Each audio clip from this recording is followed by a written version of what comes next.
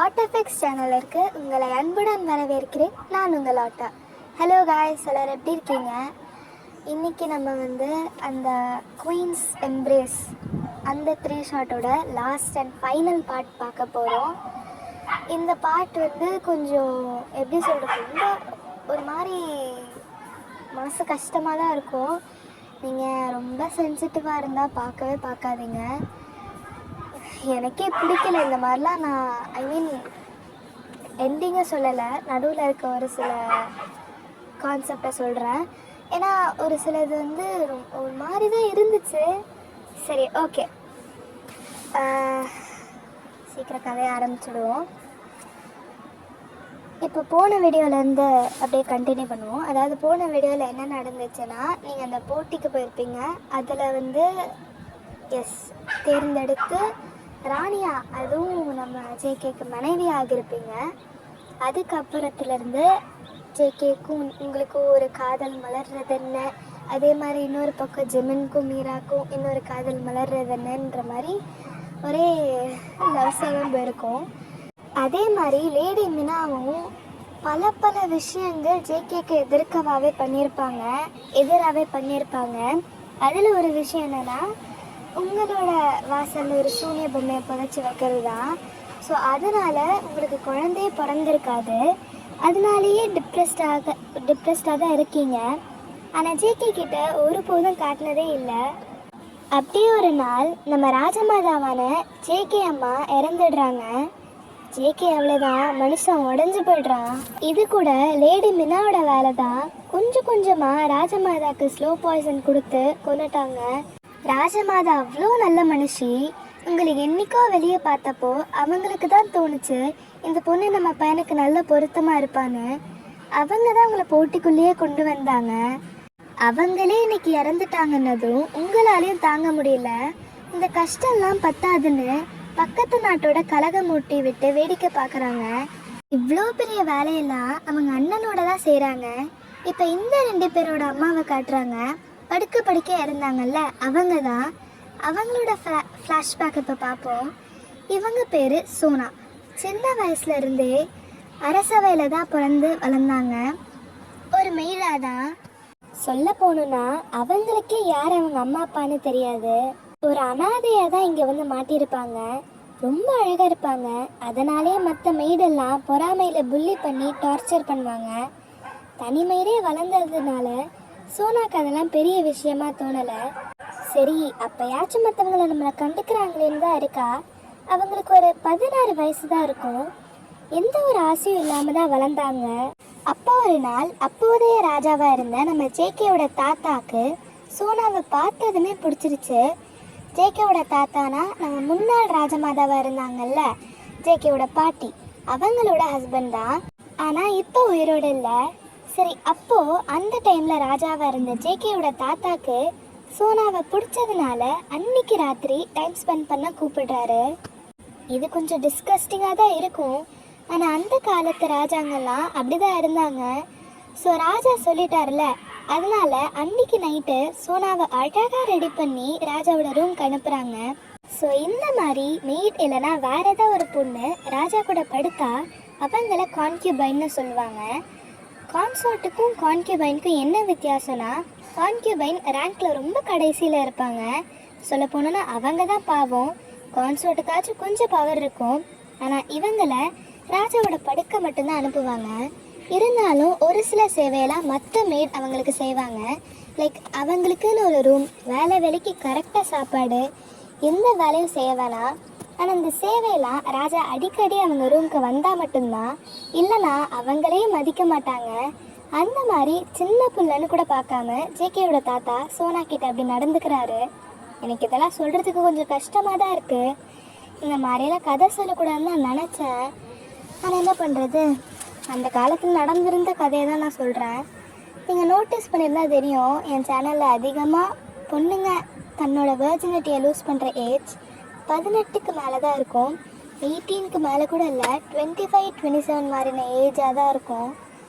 ஏன்னா இந்த மாதிரி விஷயத்த அதிகமாக இன்ஃப்ளூயன்ஸ் பண்ணக்கூடாதுன்னு தான் யோசிப்பேன். ஏன்னா பாரா இவங்களே இந்த ஏஜ் சொல்லிட்டாங்க, ஸோ இது ஓகே தான் போல் ரொம்ப யங்லாம் இல்லைன்னு யோசிக்குவாங்கல்ல. நான் இதுவே ஒரு அவேர்னஸ்க்காக தான் சொல்கிறேன். சரி, இப்போ கதையில் அன்னைக்கு ராத்திரி சோனாவை ராஜா ரூமுக்கு அனுப்பி விட்டுருப்பாங்க. அவளுக்கு எதுக்கு இப்படிலாம் எல்லாரும் திடீர்னு வினோதமாக நடந்துக்கிறாங்கன்னு தான் இருக்குது. ஆனால் எப்போ ரூம்குள்ளே ராஜாவை பார்த்தாலோ அப்போவே புரிஞ்சிருச்சு என்ன நடக்குதுன்னு. அந்த டைமில் ஜேகேவோட தாத்தாக்கு 30 வயசு இருக்கும், ஆனால் சோனாக்கு வெறும் 16 தான். அந்த ஒரு நைட்டில் சோனாவோட வாழ்க்கையே மாறிடுச்சு. இது நல்லதா மாறிச்சா இல்லை கெட்டதா மாறிச்சானே தெரியல. ஆனால் அன்னியிலேருந்து சோனாவை புள்ளி பண்ண மேட்ஸ் கூட காலமிக்கி விடுறாங்க. ஆனால் பொதுவாகவே இந்த கதையில் சோனா தான் ரொம்ப பாவப்பட்ட அப்பாவியான கேரக்டர். அதிகமாக பேசக்கூட மாட்டா.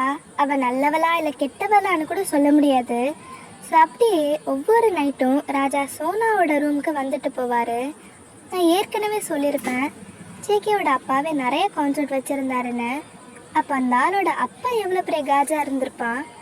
அந்த ராஜா தான் இப்படி தினமும் சோனா ரூமுக்கு போனான். அப்படியே கொஞ்ச நாளில் சோனாக்கு மரியாதை அதிகமாக ஆரம்பிச்சது.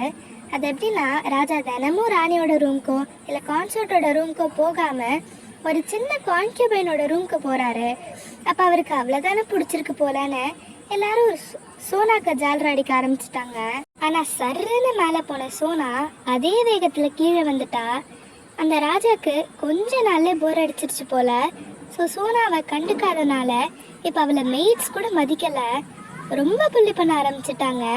வர வர மெய்ட்ஸோட துணியை கூட சோனாவை துவைக்க சொல்லி கொடுமைப்படுத்துகிறாங்க. ஆனால் இதில் கொடுமை என்னன்னா, அவளை திரும்ப மெய்டாக கூட வேலை செய்ய சொல்லாமல் அதே கான்கியூபைன் ட்ரெஸ்ஸிலே எல்லா மெய்டையும் பிடுங்க சொல்கிறானுங்க. அந்த இடத்துல அவளுக்குன்னு யாருமே இல்லை, தனிமையில தான் சாய தோல் கூட இல்லாமல் நாட்களை கழிக்கிறா. அது பத்தாதுன்னு அந்த சின்ன வயசுலே அவளுக்கு ஒரு குழந்தை பிறக்குது. இந்த குழந்தை அவள் நல்லா பீக் பொசிஷனில் எல்லாரும் மரியாதை கொடுக்குறப்பவே பிறந்திருக்கும். அதுதான் இப்போ இருக்கிற கவர்னர். அந்த பையன் கூட அம்மா கஷ்டப்படுறத பார்த்து வருத்தப்படுறான். அவனுக்கு 1 வயசு தான் இருக்கும். அப்பா கூட அவனை தோளில் சுமந்துட்டு மேடோட துணியெல்லாம் துவைப்பா. அப்படி கொஞ்ச நாளில் அந்த டவுனில் போகிற நாளில் இன்னொரு குழந்தை வயிற்றுல தங்குது. அடிக்கடி இல்லைனாலும் ஆடிக்கு ஒருக்கா அமாவாசைக்கு ஒருக்கான்னு ராஜா யாருக்கும் தெரியாமல் வருவார். அதில் உண்டானது தான் அந்த 2வது.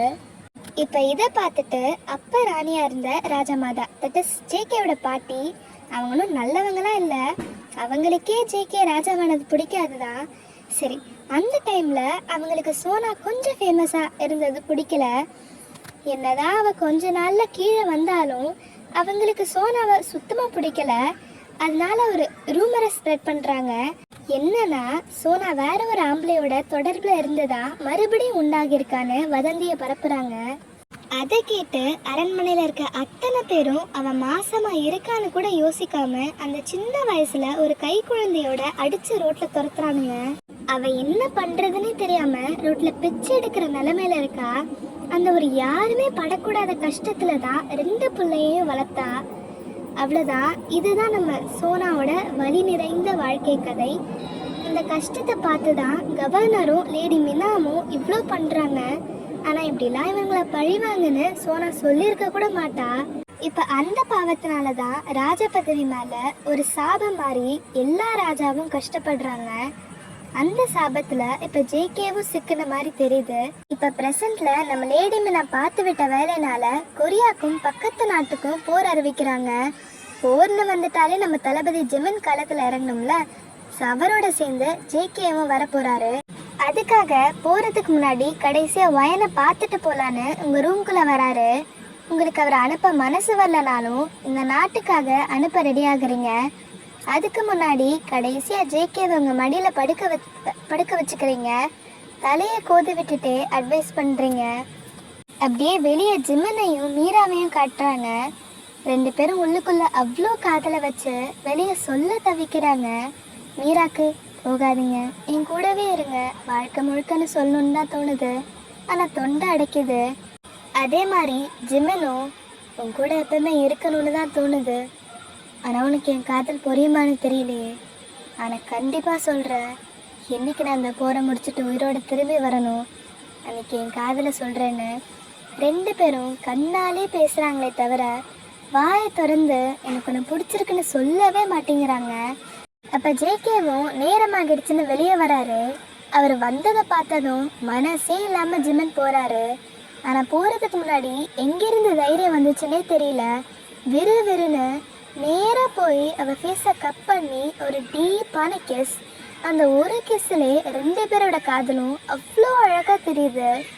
ஒரு கிஸ் பண்ணிவிட்டு மீராவை பார்த்து, அன்னைக்கு அழகாக இருந்துச்சுன்னு சொன்னது உன் சிரிப்பை தான், அது என்றைக்குமே விட்டுறாதுன்னு மட்டும் சொல்லிட்டு மனசே இல்லாமல் ஜேகே பின்னாடி போகிறாரு. ஆனால் மீரா ஒன்றுமே சொல்லலை, அங்கேயே சிலையாட்டம் நிற்கிறா. அப்போ ஜெமின் போகிறப்போ மைண்ட் வாய்ஸ் கொடுக்குறாரு, நீ பேச மாட்டேனா, நீ பேசுகிற வரை நான் காத்திருக்கேன். ஆனால் பயம் என்னன்னா 2 பேரும் எதையே நினச்சி பேசாமலே போயிடுவோமோன்னு தான்.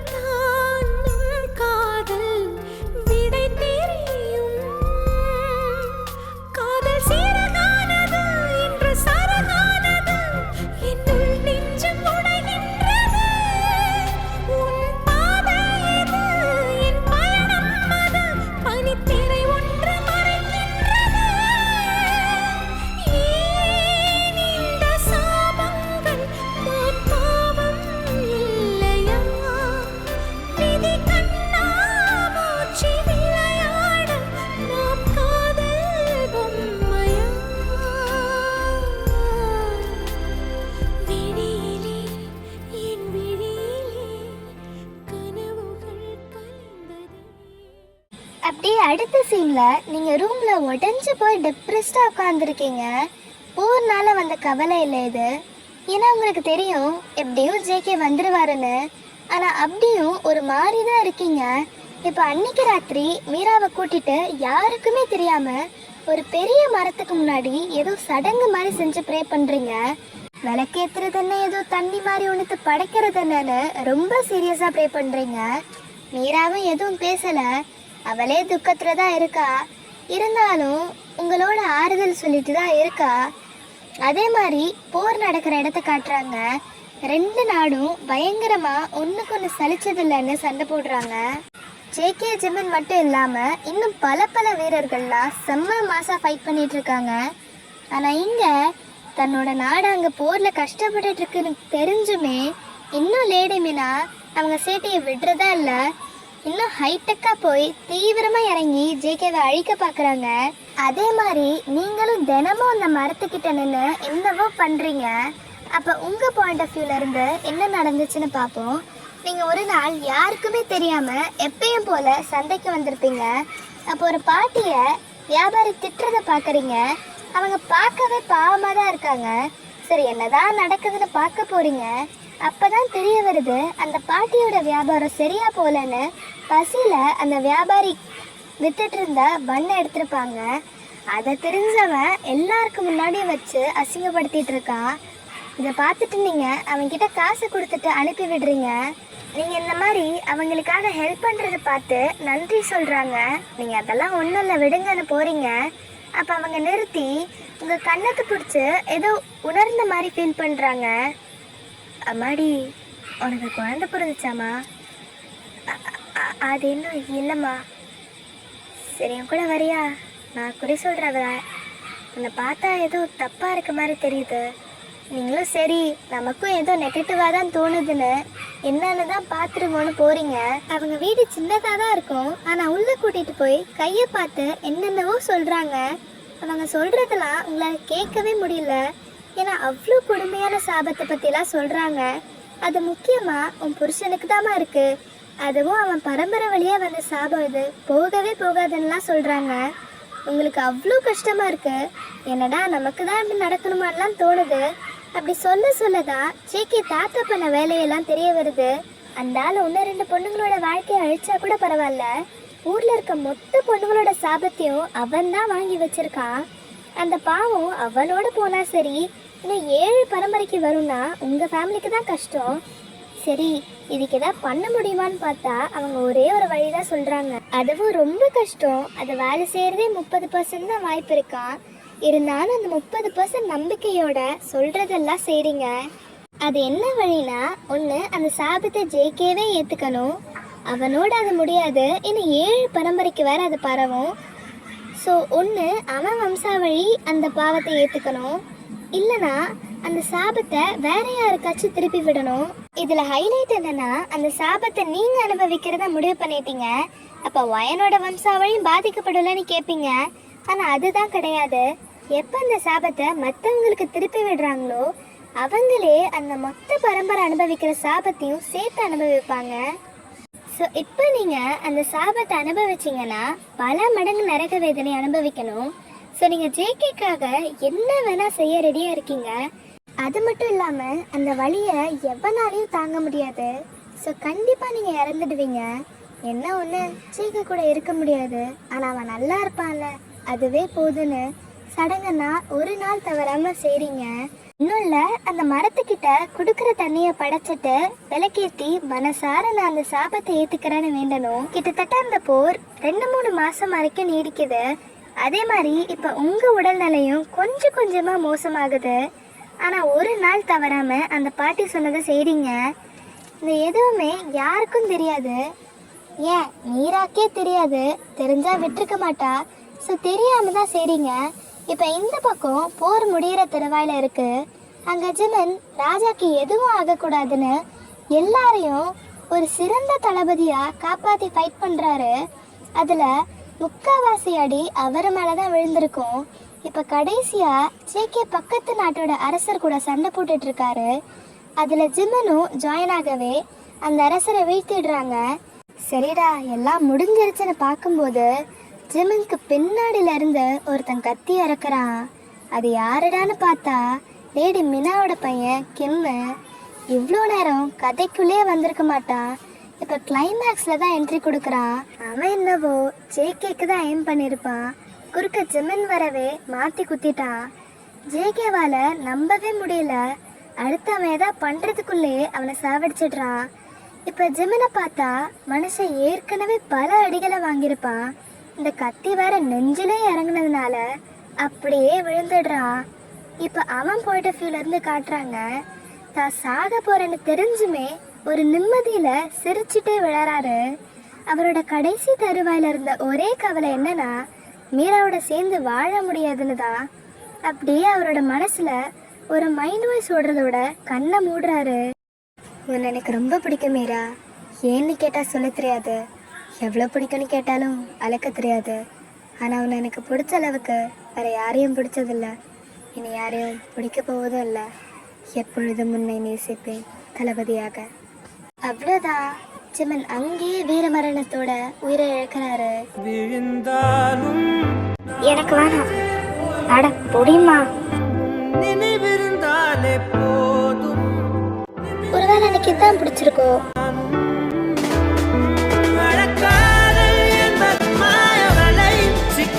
அழகா இருக்க.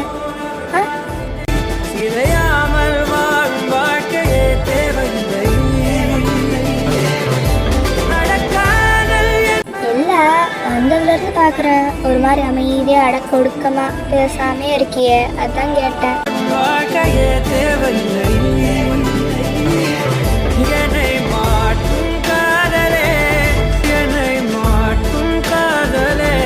நீங்க ஜிம்மனை கூப்பிட்டதும் நான் எங்கிட்ட ஆச்சும் போயிடவான்னு மீரா யூட்டன் எடுக்கிறா.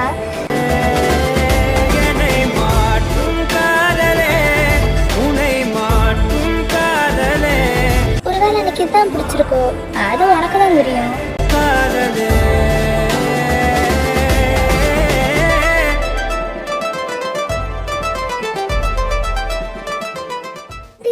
அவரோட உடலை அரண்மனைக்கு எடுத்துட்டு வராங்க. அப்ப அங்க அவ்வளோ நேரம் திரும்பி வந்துருவாருன்னு ஸ்ட்ராங்கா இருந்த மீரா ஜிம்மனை பார்த்ததும் வேகமா கிட்ட வந்து கதறி கதறி அழறா. எந்திரிங்க தளபதி, எந்திரிங்க, மீரா வந்திருக்கு பாருங்க, கெஞ்சி கேக்குறேன், எனக்காக எந்திரிங்களே. தளபதியோட பேரை ஒரு பொண்ணு சொல்லி கூப்பிடுறத பார்த்தவங்க இவங்க தான் ஜிம்மனோட மனைவின்னு நினைச்சு ஆறுதல் சொல்றாங்க. ஆனா அவ இன்னுமே தான் உடஞ்சு அழுகிறா.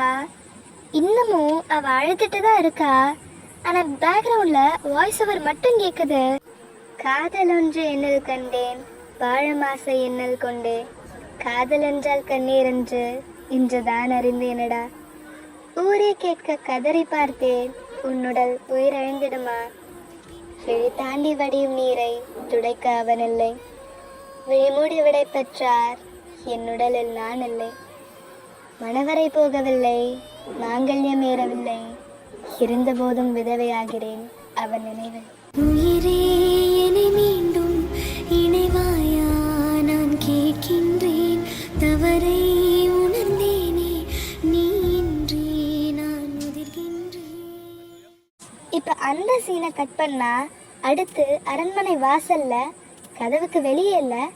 ஸோ அந்த இடத்துல நீங்கள் தத்தி தத்தி நடந்து வரீங்க. ஜேகே அப்பதான் வந்திருப்பான். நீங்கள் அதுக்குள்ளே முடியாமல் விழ போறீங்க. உங்களை பார்த்த உடனே பிடிக்க வேகமாக வரான். இப்போ 2 பேரும் தரையில் உட்காந்துருக்கீங்க. ராணி என்னாச்சு? ஏன் இப்படி இருக்க? எதுக்கு வெளியே வர? உங்களை பார்க்க தான் வந்தேன். நானே உள்ளே வந்திருப்பேன்ல. இல்லை என்னாச்சடி? மருத்துவரை கூப்பிடுறேன். இல்லை இல்லை வேணாம், எனக்கு ஒன்றும் இல்லை. இல்லை எனக்கு பயமாக இருக்கு. வா நீ உள்ள வா போகலாம். இருங்க இருங்க, என்னை பாருங்க அரசரே. இல்லை நீ வா. நீங்கள் முடியாமல் அவரோட கண்ணத்தை பிடிச்சி பார்க்க வைக்கிறீங்க. உங்களுக்கு எனக்கு பிடிக்கும்ல, அப்போ நான் சொல்கிறத கேட்பீங்கல்ல. என்னை பாருங்க அரசரே. இனிமேல் நல்ல பிள்ளையா, யார் நல்லவங்க யார் கேட்டவங்கன்னு தெரிஞ்சு பழகணும். ஒழுங்காக எல்லா அமைச்சர் பேச்சையும் கேட்கணும். நாட்டுக்கு நல்லது எது கெட்டது எதுன்னு பார்த்து செய்யணும். அப்புறம் முக்கியமாக நீங்கள் இருமும் போது ரத்தமாக வருது. ஜேகே பார்த்துட்டு ரொம்ப பயந்துடுறாரு. இல்லை நீ வா, சொன்னால் கேட்க மாட்டேன், நானே தூக்கிட்டு போகிறேன். இரு ஜேகே ப்ளீஸ் கேளுங்க. ஒன்றும் இல்லை, உங்ககிட்ட நான் பேசணும். நான் சொல்கிறத கேட்பீங்கல்ல. லூசாடி நீ இப்படி இருக்கிறத பார்த்துட்டு சும்மா இருக்க சொல்கிறியா? இதுலலாம் விளையாடாத சொல்லிட்டேன். எந்திரி நீ. இல்லை இரு, நீ தூக்க ட்ரை பண்ணுறாரு. ஆனால் நீங்கள் விடவே இல்லை. வம்படியாக உட்கார வச்சு எங்க கெஞ்சி கேட்குறேன், இந்த மடியில் சேர்க்குற பாக்கியமாச்சும் கிடைக்கட்டுமே. நீங்கள் சொன்னீங்கல்ல நான் என்ன சொன்னாலும் செய்வேனே. இப்போ அமைதியாக இருங்க. சீக்கிரம் பேசி முடி, 5 நிமிஷம் தான் நேரம். சரி சொல்லிடுறேன். கொஞ்சம் பயமாக தான் இருக்கும், ஆனால் கேளுங்க. இனி நான் இல்லைண்ணா வருத்தப்படக்கூடாது. நான் எங்கேயும் போக மாட்டேன், எப்பயும் உங்கள் கூடவே தான் இருப்பேன். ராணி அப்படி பேசாத, பிடிக்கல சொல்லிட்டேன். உனக்கு ஒன்றும் ஆகாது, நான் இருக்கேன்ல. ஜேகே கடைசியாக ஒரே ஒரு தடவை மட்டும் என் பேரை சொல்லி கூப்பிடுங்களேன். வயன் அப்படி சொல்லாத. இன்னும் நான் வயன் மட்டும்தான் கூப்பிடுவேன். பாரு வயன், என்னை பாருடி. ஜேகாவை பாருடி. வயன் பேசு வயன், பயமா இருக்கு வயன். எந்திரி வயன், போகாதடி, கொஞ்ச நேரம் இரு வயன்.